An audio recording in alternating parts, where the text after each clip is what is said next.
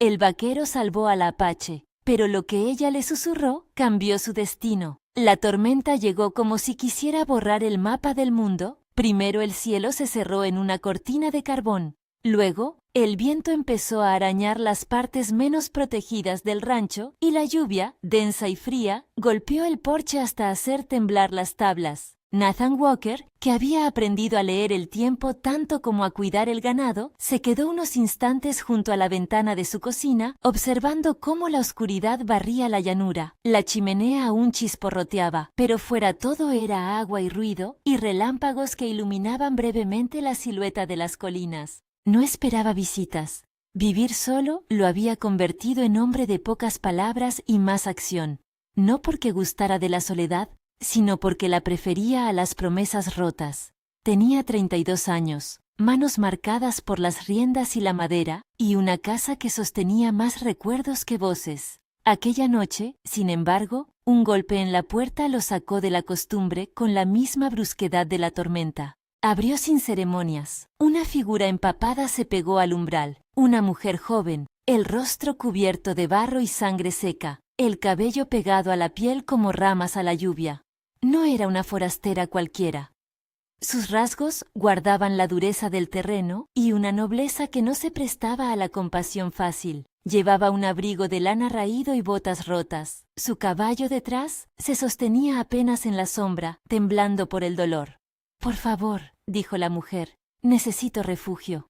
La voz era clara, baja, sin teatro. Nathan la miró un segundo, midiendo riesgos y posibilidades. La lluvia no perdona, pero ofrecer techo a un desconocido siempre trae consecuencias en una frontera donde los favores pesan. Sin embargo, cuando ella apoyó la mano en el marco, temblando, y dejó ver un hombro herido, la decisión se tomó sin palabras. Nathan apartó la manta en la cocina, dejó la puerta abierta a la tormenta y le hizo sitio junto al fuego. La miró con la paciencia de quien conoce los nombres de las heridas. Le quitó el borde empapado del abrigo con la delicadeza con que alguien maneja un pájaro herido, calentó agua y le ofreció una taza sin preguntar el nombre ni el pasado. En la mesa, entre la luz cálida y el olor a humo, la mujer respiró por primera vez sin apuro. Sus manos estaban calientes a pesar del frío. Sus dedos, curtidos, delataban quien conoce cortar, atar, curar. «No puedo quedarme mucho», murmuró ella con los ojos fijos en el fuego. «Me persiguen». Nathan no mostró sorpresa. Aquello, en la frontera, se escuchaba en movimientos apresurados, en caballos que cambian de herradura en mitad de la noche, en promesas de plata y amenazas silenciosas. Pero había algo más en su voz. No era solo el miedo de ser alcanzada, era la fatiga de huir. Mientras él limpiaba la herida en el hombro con una mezcla que había aprendido observando a una partera de un pueblo vecino, ella dejó que la venda absorbiera la sangre sin quejarse. No ofreció nombres.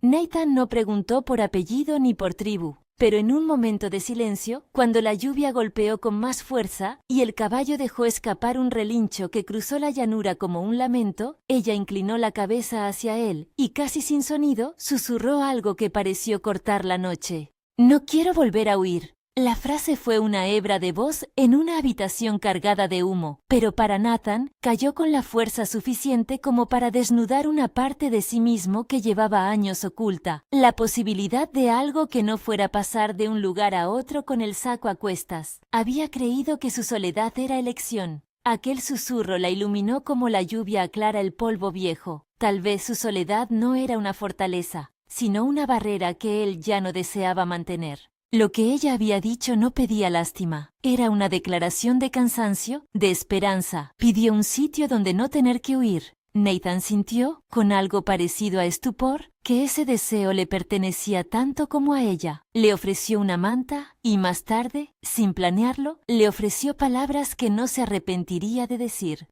«Puedes quedarte esta noche», respondió. «Mañana veremos qué hacer». Ella asintió con un movimiento imperceptible y por primera vez desde que había cerrado la puerta de su infancia, Nathan pensó en la posibilidad de que alguien pudiera querer quedarse. Si esta historia te está atrapando, quédate conmigo y suscríbete. Todavía queda mucho por ver. Durante las siguientes horas, la casa se transformó en un refugio de gestos cotidianos que, sin pretenderlo, marcaron el inicio de algo nuevo. Nathan improvisó un vendaje mejor, encendió más leña y la ayudó a quitarse las botas empapadas. Liora, porque ese fue el primer nombre que dijo, hablaba poco, pero cada vez que lo hacía su voz traía imágenes de praderas y árboles, de una vida que no cabía en la lengua del rancho. No explicó por qué huía. Cuando Nathan preguntó con cautela, ella guardó silencio y miró al fuego como si estuviera midiendo la seguridad de las palabras. Al amanecer, los golpes de lluvia habían menguado. El caballo de Liora estaba flaco, con una herida en una pata que exigía reposo y cuidados. Nathan lo vio cojer mientras lo traía al cobertizo detrás de la casa y entendió que refugio temporal implicaría más que una noche. Liora necesitaba tiempo para sanar. Diariamente, Nathan recorrió el rancho entre tareas y miradas hacia el cobertizo, pensando en cómo prolongar la protección sin exponerse a riesgos legales o personales. Fue en ese primer día, mientras el sol limpiaba las tejas empapadas y los huéspedes del rancho retumbaban en los establos con el silencio de los animales, cuando la realidad del peligro asomó su cabeza. En el pueblo, entre los arranques de conversación en la taberna y el vaivén de carros, correteaba el rumor de un hombre con nombre y ambición. Vernon Blackwood, empresario claro, uno de esos que compran tierras como quien colecciona sellos. Vernon tenía influencia, dinero y la costumbre de confundir la ley con su propia voluntad. Quienes lo conocían lo describían con esa mezcla de admiración y miedo que provocan los hombres que no se detienen ante nada. Liora reaccionó apenas al escuchar el nombre. Sus dedos se apretaron alrededor de una taza de té hasta volverla caliente. Su mirada, que hasta entonces había sido un paisaje sereno, adquirió la tinta de la alerta. Nathan entendió que la persecución no era azar. Tenía rostro y apellido, y ese apellido abría puertas que el suyo no podía cerrar con un fuego en la chimenea. ¿Quién es él?, preguntó, buscando el terreno seguro de los hechos. Ella lo miró entonces con una franqueza que quitaba hierro a la vergüenza.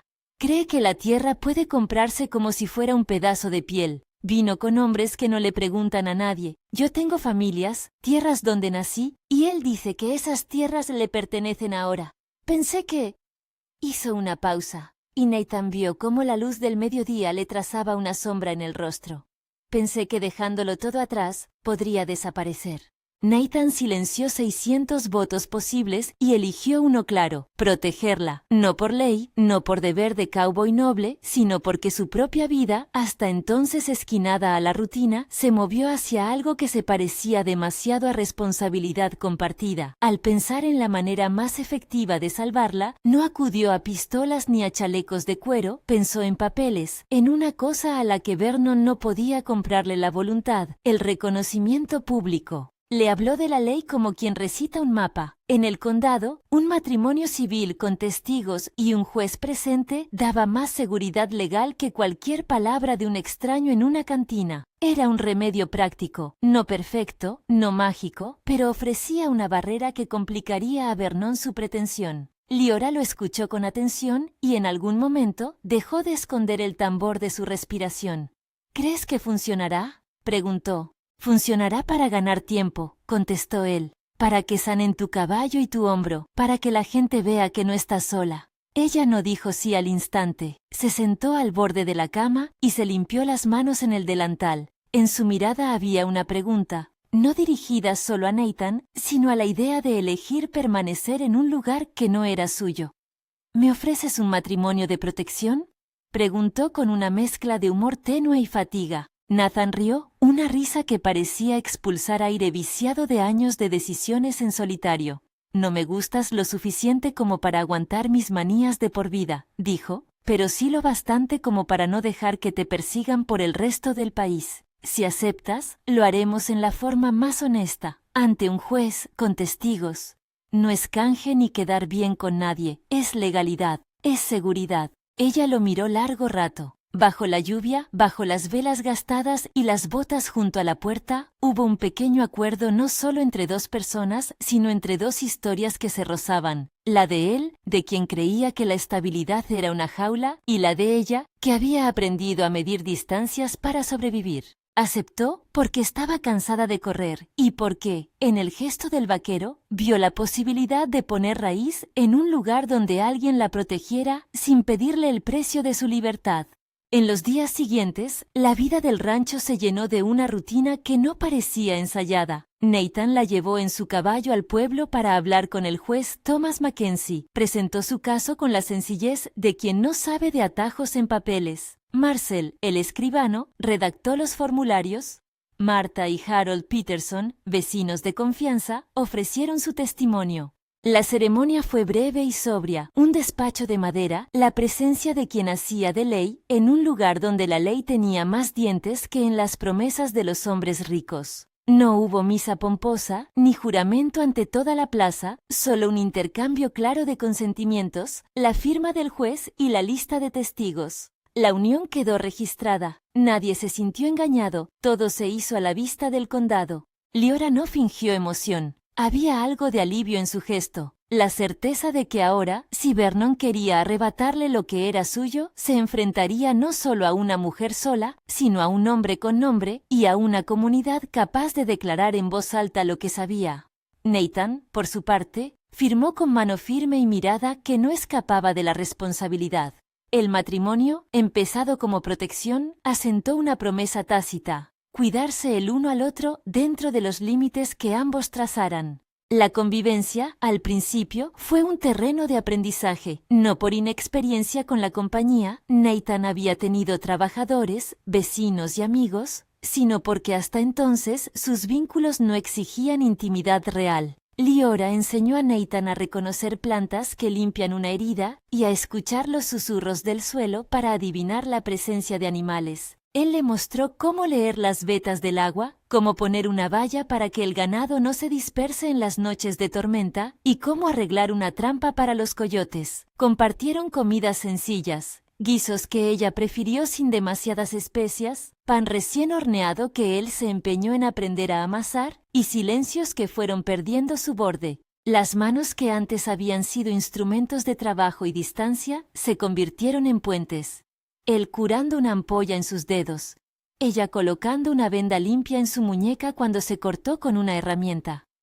Hubo miradas que se sostuvieron más de lo necesario, conversaciones que rozaron confesiones y risas que sorprendieron a ambos por su espontaneidad. No fue pasión al primer golpe, fue una intimidad construida a base de acciones repetidas, de cuidados pequeños que, al sumarse, fueron enseñando a dos personas cómo ser compañía. Con el paso de semanas, el caballo de Leora recuperó fuerza y con él se afirmaron las posibilidades de moverse con más libertad. Eso, paradójicamente, complicó la situación. Curar la pata significaba que su presencia en el rancho podía volverse opcional, y la opción reabrió el viejo miedo. Leora, a menudo, miraba el horizonte con una mezcla de deseo y temor, como si entre las colinas buscara algo que no terminaba de definir. Fue entonces cuando Vernon decidió dejar de asomar solamente en rumores. Su llegada fue lenta pero sin errores.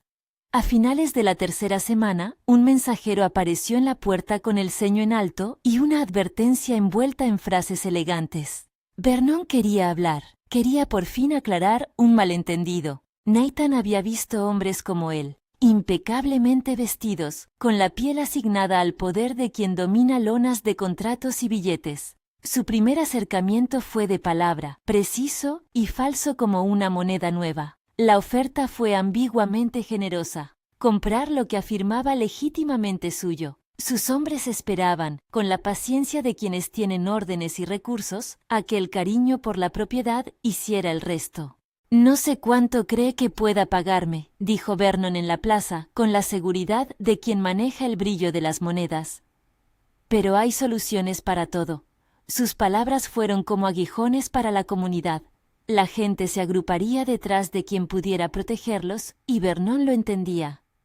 Nathan no respondió con violencia. Respondió con una pregunta dura y clara, propia de quien cree que las tierras guardan nombres que no se negocian. ¿Y si ella no quiere vender?, preguntó. ¿Qué hará usted entonces? Vernon sonrió y la sonrisa no llegó a los ojos. Hay maneras de convencer a quien resiste, replicó. Pero antes de llegar a ellas podríamos hablar.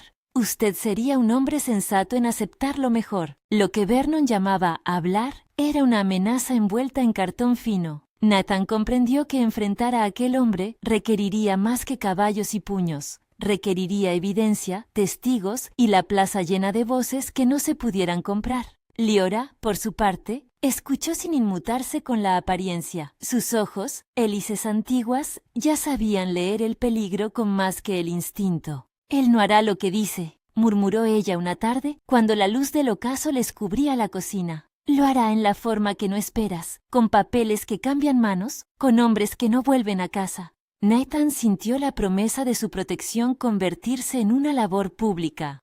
No bastaría con un certificado, había que mostrar, de manera que no hubiera vuelta atrás, que su unión no era un truco para esquivar la ley, sino un lazo con testigos que podían declarar en la plaza. En las noches que siguieron, discutieron planes con Martha y Harold. Hablaron con el sheriff Morrison, un hombre de mirada cansada pero de sentido claro de la justicia, que les dijo que en el pueblo las cosas se resuelven cuando la comunidad decide hacer visible lo invisible. Las primeras noches en que Vernon afiló su presencia en el pueblo, aparecieron pequeñas provocaciones: un caballo robado, una valla cortada, hombres que miraban con demasiada persistencia, nada que justificara una confrontación abierta, pero sí lo suficiente para tensar los hilos. Nathan respondió consolidando la comunidad. Conversaciones con granjeros, una cena en donde hispano y apache, anglo y vecino, se sentaron a discutir lo que era justo. No era la clase de guerra que Vernon imaginaba, era más bien un tejido de voces y nombres que, al hacerse público, le quitaba el misterio a su ambición. Y sin embargo, la amenaza se mantuvo latente. Vernon no se marchó. Al contrario, envió una carta en la que, con tono final, avisaba que sus viajes a la ciudad traerían decisiones que podrían no ser agradables. La carta la encontró Nathan junto al poste de correos, con la caligrafía elegante y la tinta negra. La dejó sobre la mesa de la cocina, como quien coloca un ultimátum dentro de una hoja de papel. Leora la leyó, dobló los ojos hacia la ventana y dijo, sin dramatismos, que había llegado el momento de no solo zanjar la cuestión en susurros, sino de traerla a la luz. Entonces surgió la idea. Una exposición pública en la plaza donde testigos declararían lo que sabían, donde Vernon tendría que confrontar caras y nombres que no se compran con dinero. No sería fácil.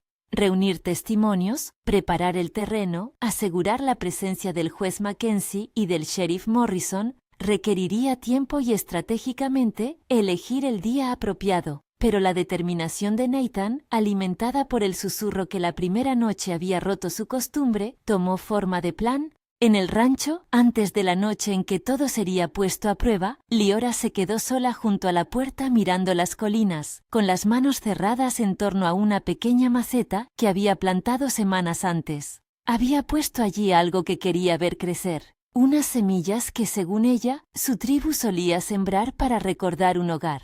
Nathan la observó desde la cocina, sintiendo que aquel gesto, humilde y delicado, contenía más verdad que cualquier declaración que Vernon pudiera hacer. No era suya la certeza de que la plaza pondría fin a la historia, eran solo actos que, sumados, podrían inclinar la balanza. Aún así, cuando se acercó y dejó su mano encima de la suya, no hubo prisa, ni promesas grandilocuentes. Solo la compañía de quien entendía que salvar a alguien no era heroísmo, sino decisión. El amanecer del día elegido llegó con una claridad que parecía prometer justicia. La plaza, que normalmente olía a cuero y a sudor de animales, se llenó de murmullos. Vecinos que llegaban con la curiosidad y la cautela de quien presencia algo grande, y hombres de trajes que se acomodaban como si la ley fuera su extensión natural. Vernon no tardó en aparecer, envuelto en la seguridad de quien cree que su nombre vale más que la verdad. Lo flanqueaban dos hombres de semblante cerrado, y sus ojos buscaron la figura de Leora con la condescendencia de quien tasaría en segundos su resistencia. Nathan estaba junto a ella, firme, y a su alrededor se reunieron Martha y Harold y algunos jornaleros que habían trabajado en los límites de las tierras que Vernon pretendía. El sheriff Morrison, con la placa brillante y la mirada que no necesita acompañantes, se posicionó un poco más adelante, atento a los gestos. Vernon tomó la palabra con esa facilidad con que los ricos intentan convertir cualquier plaza en su sala de estar. Señores, dijo, creo que aquí hay un malentendido. Estoy dispuesto a pagar por lo que sea necesario. Solo pido diálogo. Su voz buscó consenso, pero encontró resistencia. Uno a uno, los testigos hablaron. Contaron quién había visto hombres fisgoneando por colinas, quién tenía recibos de venta de tierras enviadas a nombres de compañías de Vernon, y cómo cartas con cláusulas habían llegado a manos de ancianos que no entendían los tecnicismos. Las palabras hicieron algo que el dinero no podía. Construyeron una historia que no encajaba con la versión elegante de Vernon. Él reaccionó con la ira contenida de quien cree que la ley se puede doblar. Llamó a su abogado, intentó presentar documentos que supuestamente demostraban sus derechos. Las manos volvieron a los papeles, las miradas se cruzaron, y en eso, el poder económico y la memoria comunitaria se tocaron como dos trenes en paralelo. La plaza, llena, aguardó. En el punto en que la tensión parecía elevarse y las posibilidades de una resolución pacífica pendían de un hilo, Nathan sintió de nuevo el peso del susurro que la noche del rescate había disparado en él. No era solo la obligación de un marido por papel, era la decisión de permanecer y luchar por alguien que había dicho una vez que no quería volver a huir. La plaza resonaba con voces, con documentos y con la paciencia colectiva. Y fuera de esa plaza, el rancho esperaba. La tierra mojada todavía olía a lluvia reciente, y una maceta con semillas pequeñas aguardaba a que las manos las protegiesen. El choque inminente entre la historia de Vernon y la voz del pueblo era más que un enfrentamiento de documentos.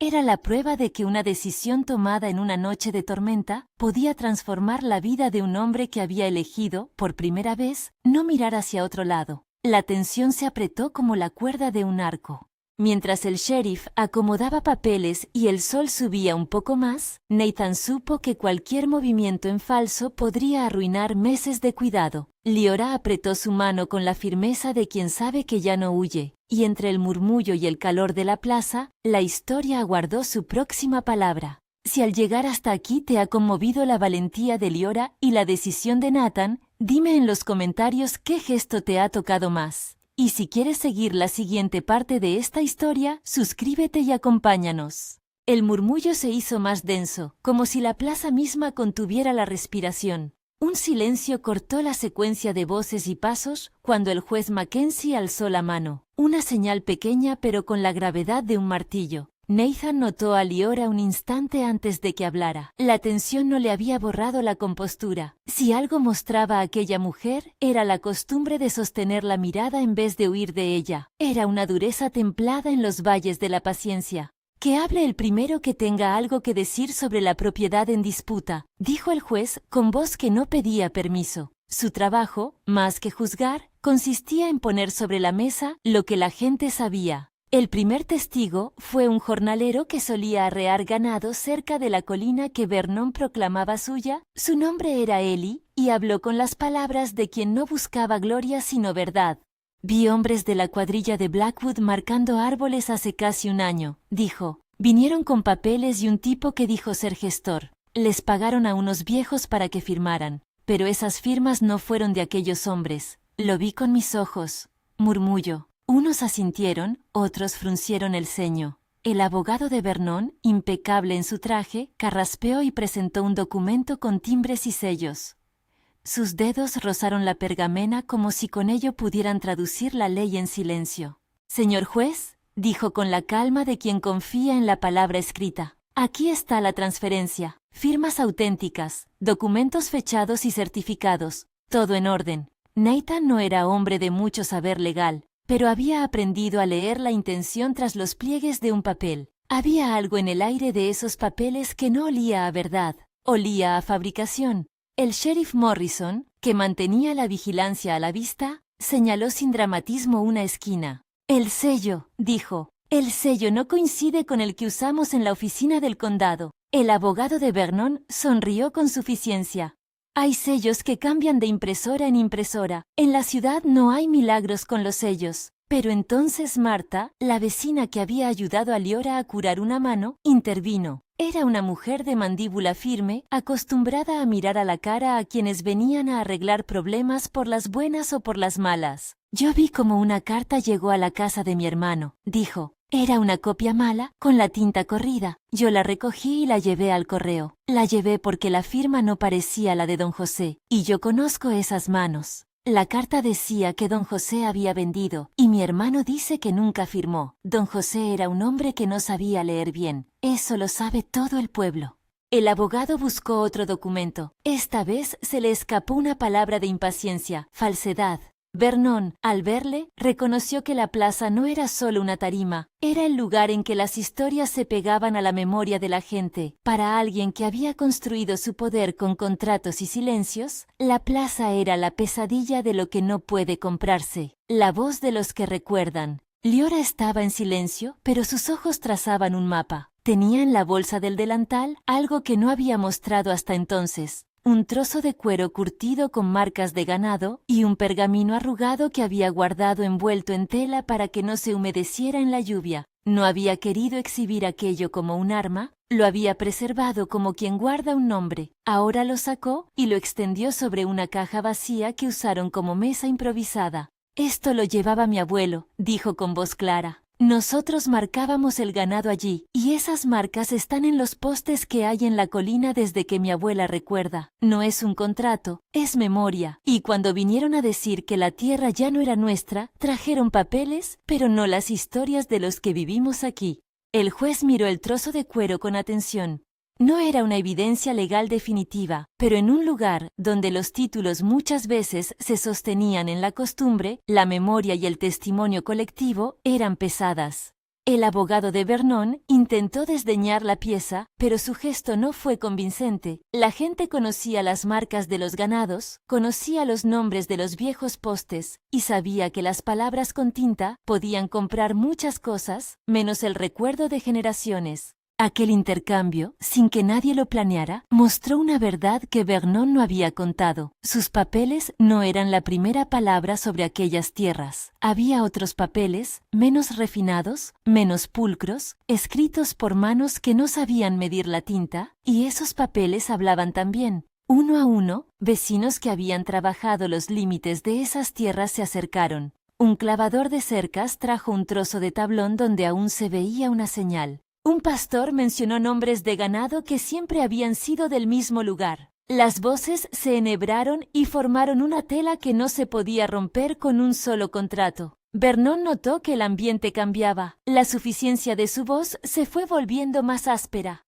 «Todo eso no demuestra nada», dijo con rabia contenida. «Puedo pagar por lo que sea necesario y arreglar esto de una manera que convenga a todos». Un hombre del público, que había trabajado años en los baños del tren y que conocía los vericuetos de la ciudad, espetó. Las cosas que se arreglan con dinero no siempre convienen a los que viven aquí. Vernon frunció el ceño.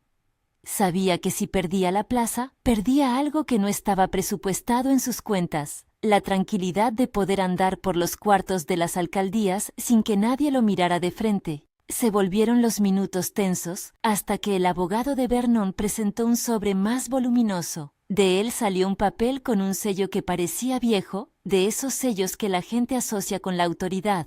El abogado habló de fechas, de registros en la ciudad, de operaciones que validaban su compra. Fue entonces cuando un ruido de pasos se escuchó por la calle lateral. Alguien corría con el aliento entrecortado. Era un joven con la camisa arremangada, con el cabello pegado a la frente por el sudor. En su mano llevaba otro papel, y al llegar, dejó caer lo que traía sobre la caja. «Soy Sam», dijo. «Trabajo en la oficina de ventas de Blackwood en la ciudad. No tenía intención de aparecer aquí, pero encontré esto entre otros papeles. No es correcto. Me dijeron que lo firmara, que no era mi asunto y que nadie lo notaría. Yo no lo firmé, pero sí vi otras firmas falsificadas. No pude más». Silencio. El hombre que había trabajado para Vernon había venido a contar la verdad. La plaza entera giró sobre ese testimonio. Vernon palideció. Su cara mudó de control a alarma. El abogado intentó objetar, buscar la manera de desacreditar a Sam, hablar de venganza, de enredos. Pero el joven no parecía temblar. Hablaba con la mirada fija en la gente y en Liora, quizá porque sentía que en sus palabras se jugaba algo que ya no podía callar. El sheriff se acercó, inscrutando los papeles. Comparó sellos, cuidó las fechas, y en su gesto había una mezcla de rabia profesional y alivio. La evidencia de la falsedad no apareció por casualidad. Había llegado por la voluntad de quien se negó a ser cómplice. Señor Blackwood, dijo finalmente el sheriff con voz firme, tiene usted aquí indicios de fraude y de coerción. Lo tomo en custodia por la presunción de estos hechos hasta que los documentos sean verificados en la ciudad y se establezcan los cargos formales. Vernon protestó con la desesperación de quien no desea perder lo que siente suyo. Amenazó con pleitos, con viajes a la capital, con demandas que devorarían la paciencia de un condado. Detrás de él, sus 2 hombres se tensaron, listos quizá para un último acto de violencia. Pero la plaza ya no favorecía la intimidación. Había demasiadas miradas, demasiado testimonio y una determinación que se sentía en el aire, como si la lluvia que había borrado el polvo hubiera limpiado también el miedo. Vernon intentó dar un paso para retroceder. El sheriff, con la serenidad de quien conoce su fuerza, lo tomó del brazo sin estridencias. No hubo disparos, ni puñetazos. Hubo un ejercicio de la ley hecho público.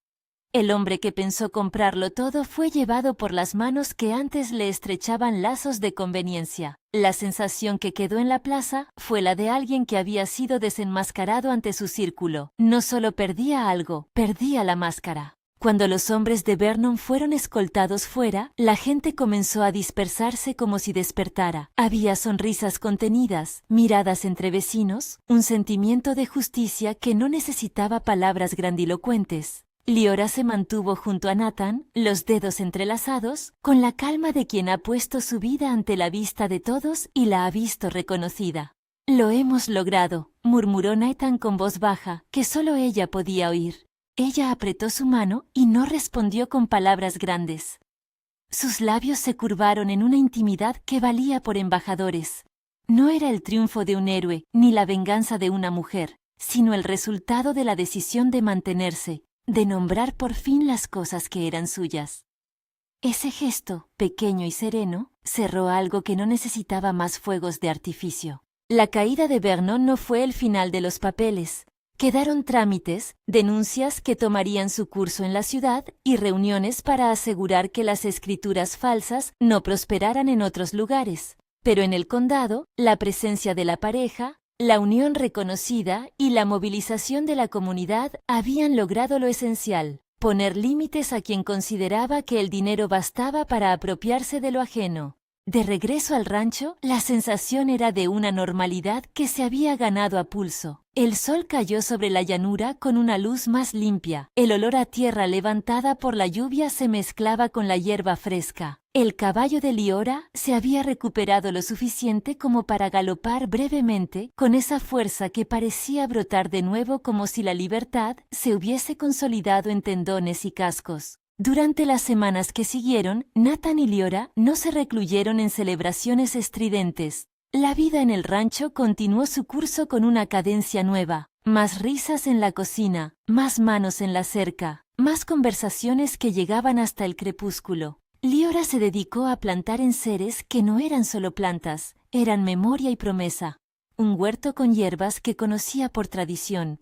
Árboles que marcarían las estaciones para quienes vendrían después. Nathan le cedió el rincón junto a la puerta, donde ella colocó su maceta, y allí ambos observaban cómo la tierra respondía a la constancia. Hubo pequeñas celebraciones. Marta organizó una cena en la que vecinos trajeron pan y guisos y se celebró con sencillez la restauración de lo que había sido tocado por manos ajenas. No hubo fanfarrias, pero sí música. Un acordeón viejo que un vecino sacó del cobertizo y que tocó canciones de festividad con la torpeza de quien no pretendía virtuosismo sino compañía. Algunos bailaron descalzos sobre la hierba húmeda, como si el acto de mover los pies fuera también una forma de afirmar que el miedo ya no mandaba. Liora continuó siendo la que hablaba menos, pero cuando lo hacía, cada palabra merecía atención. En una de esas noches, con la chimenea encendida y el viento que dejaba sentir su presencia fuera de la lona del porche, ella se acercó a Nathan con una petición pequeña y precisa. «Quisiera plantar más semillas», dijo, «de mi tribu, según mis costumbres. No para mostrar nada a nadie, sino para que haya recuerdos aquí que no se borren». Nathan la miró con una ternura que no había sentido antes y asintió con decisión. «Harás lo que quieras en este rancho», contestó. «Esto es también tuyo». No fue una frase hecha. La entrega de un espacio real, cotidiano, fue una de las formas en que aquel hombre que había vivido solo mostró su cambio. Su decisión se manifestó en acciones. Dejaba que Liora organizara la parcela del huerto, escuchaba cuando ella sugería rotar los cultivos o plantar setos que evitaran la erosión y aprendió a reconocer las estaciones con la misma curiosidad con que antes conocía los precios del ganado.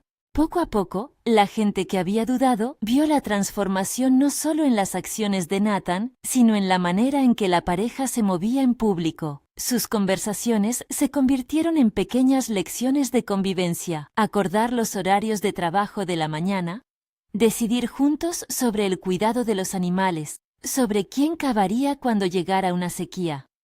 Era una asociación práctica que se fue aminorando de formalidad hasta aflojarse en afecto genuino. Una tarde, cuando el verano aún no reclamaba todo el calor, Liora llevó a Nathan hacia la colina donde un poste antiguo marcaba el límite de los pastos. Allí plantaron juntos un pequeño árbol, no para marcar una propiedad, sino como símbolo de algo que buscaba echar raíces. Ambos tomaron la pala. Sus manos, curtidas y callosas, se encontraron en el gesto repetido de meter la tierra. Nathan sintió que algo en su pecho se había asentado. No era solo la sensación de proteger a alguien, era la certeza de construir un hogar compartido. En las semanas posteriores, el rancho se fue convirtiendo en centro de pequeñas labores comunitarias. Se organizó una tarde en que Liora enseñó a algunas mujeres del pueblo a preparar ungüentos de hierbas para las heridas. Enseñó sin alardes y con la precisión de quien sabe que el remedio más eficaz es la repetición paciente. Nathan abrió la puerta a quienes buscaban refugio sin hacer demasiadas preguntas. Sabía que su responsabilidad no se limitaba a un papel firmado, sino a la capacidad de sostener un lugar donde la gente pudiera ser. Vernon desapareció de la escena local durante largo tiempo. Su arresto desencadenó investigaciones que lo obligaron a viajar con sus papeles a la ciudad, a defender ante escribanos lo que la plaza del condado había retratado. No todas las manzanas podridas fueron arrancadas de raíz, pero la comunidad había aprendido a mirar con mayor atención. Los que antes se habían dejado seducir por su brillo, ahora evitaban nombrarlo en tono de envidia. El precio que tuvo que pagar fue también público, la pérdida de crédito, el desprecio, la exposición de sus métodos. Nathan caminó un día por el campo con Liora. Iban en silencio, sosteniéndose mutuamente, y a cada tanto ella le señalaba una hierba, una huella de criatura pequeña o una piedra con restos de carbón de antiguos fogones. Le enseñaba sin didactismo, como quien comparte una parte de su vida que se ofrece a quien la quiere escuchar. Nathan correspondía mostrando la modestia de quien aprende en lugar de enseñar. ¿Recuerdas lo que me dijiste la primera noche?, preguntó ella en un momento en que ya habían alcanzado la sombra de un roble. La pregunta no era de reproche, era una forma de provocar la memoria. Sí, respondió él sin dudar. Dijiste que no querías volver a huir. Ella sonrió con esa suavidad que solo reservaba a él. Ese susurro cambió mucho, admitió. Yo pensé que era solo por mí, pero quizá lo que cambió fue para los dos. Nathan miró el horizonte y por primera vez desde que recordaba su infancia, no vio un mapa de caminos a recorrer, sino la posibilidad de quedarse. El gesto pareció pequeño, pero llevaba dentro la mayor de las resoluciones, la de no partir cuando el viento soplara con fuerza. Liora apoyó la cabeza en su hombro y el contacto fue lo suficientemente elocuente como para que un coro de sensaciones se abriera en Nathan: la compañía, la responsabilidad, la paz que nace del trabajo compartido. El tiempo cerró la historia como lo hace la tierra cuando recoge las semillas. Los problemas del condado persistieron. Hubo sequías menores, alguna enfermedad entre el ganado, discusiones por lindes que se resolvían con la paciencia que el juzgado no podía imponer. Pero el rancho de Nathan y Leora se volvió un lugar en el que las soluciones se buscaban juntas. Nathan ya no veía la soledad como un refugio, sino como una estrategia que había dejado de ser eficaz ante la evidencia de que ciertas batallas se ganaban en colectivo. Una noche, con la luna baja y el cielo limpio, la pareja recibió a un viajero joven que había llegado al rancho con la rodilla lastimada. Nathan y Leora lo atendieron como lo harían con cualquier vecino: cura, té, una cama. El viajero preguntó por la historia que circulaba en la plaza, por el hombre que se había plantado frente a Vernon. Nathan, que no era hombre de grandes discursos, miró a Leora y la dejó contarla. Ella habló sin grandilocuencia, narró los pasos, los rostros, la decisión de quedarse. No habló de heroísmo, habló de elecciones. Al terminar, el viajero, agradecido, preguntó con inocencia: ¿qué fue lo que hizo que usted decidiera quedarse? Leora lo miró sin necesidad de buscar melodrama. Alguien me ofreció un lugar donde ya no tendría que huir, contestó. Y porque yo quise enmudecer el miedo por algo más grande que mis piernas. Nathan, que escuchaba, sintió una cosa cálida en la garganta, orgullo, tal vez, o la confirmación de que su vida había tomado un rumbo distinto. No fue una epifanía relampagueante, fue una serie de decisiones sencillas que juntas delinearon lo que antes parecía imposible. Con el paso de las estaciones, el rancho prosperó. Los animales se multiplicaron moderadamente, el huerto dio frutos y la casa se llenó de visitas que no eran invasivas, sino cálidas. Vecinos que venían a hablar, a pedir consejo, a celebrar una cosecha. Nathan encontró en la convivencia el aprendizaje de ceder y de recibir, de equilibrar la autoridad con la ternura. Leora, por su parte, encontró un lugar en el que sus saberes se respetaban y eran parte de la vida común. Una tarde primaveral, cuando el sol ya no quemaba y las sombras se estiraban largas, Nathan se sentó junto a la maceta donde Leora había plantado las semillas la primera noche. Ella se acercó con una jarra de agua y con el aguacero que deslizaba la tierra en pequeñas olas, ambos observaron cómo las plantas respondían. El gesto era simple: regar lo que se planta, pero en esa acción estaba contenida la metáfora de todo lo que había pasado. El cuidado constante reconstruye. ¿Crees que el susurro fue lo que me salvó a mí?, preguntó Nathan de pronto, con una honestidad que lo hacía vulnerable. Leora le sonrió con complicidad.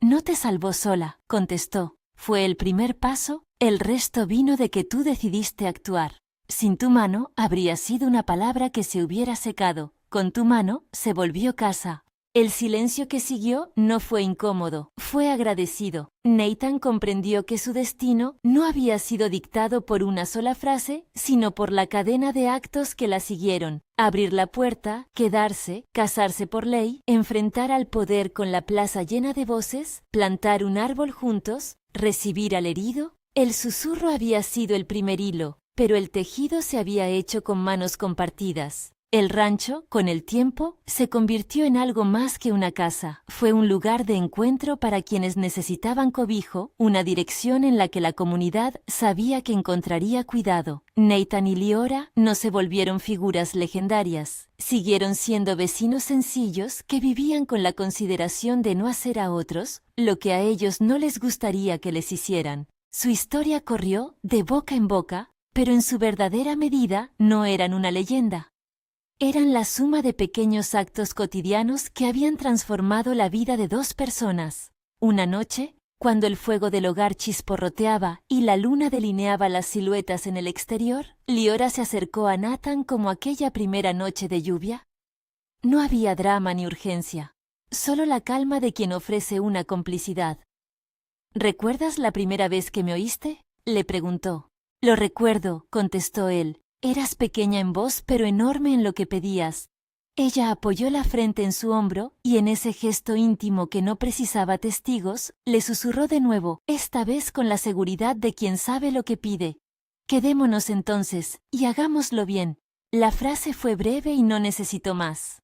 Nathan la abrazó con esa ternura que había aprendido a dar, y comprendió que su destino, en efecto, se había modificado. Ya no era el hombre que empacaba y partía al primer susto. Era alguien que elegía quedarse, cuidar y ser cuidado. Aquel susurro, pronunciado la primera noche, había abierto una puerta que ahora cerraban juntos, con panes recién horneados en la mesa y tierra bajo las uñas. La historia, que empezó con una tormenta, terminó con una tarde de sol que prometía trabajo y frutos. No todo fue perfecto. La vida en la frontera seguía siendo dura y exigente, pero la amenaza que había venido con el nombre de Vernon Blackwood había sido contenida y reducida a lo que era la ambición de un hombre que creyó poder comprar memorias. La comunidad, por su parte, había demostrado que la verdad se construye con voces y actos, no con sobres. Si te ha conmovido este viaje de valentía y elección, deja en los comentarios qué momento te tocó más y suscríbete para escuchar más historias como esta.